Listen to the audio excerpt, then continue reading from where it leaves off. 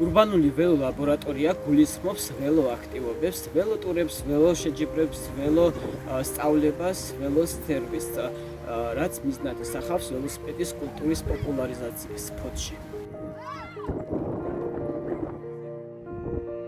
Გამოდინიმე თვის წინ მეგობარმა გამაცნო ერთი საინტერესო პროექტი, რომელსაც ოდნავ მოგვიანებით უფრო დეტალურად გავეცანი არასამთავრობო ორგანიზაცია ლოიარტეს გველზე. ცხადია, მივიღე ამ პროექტში მონაწილეობა.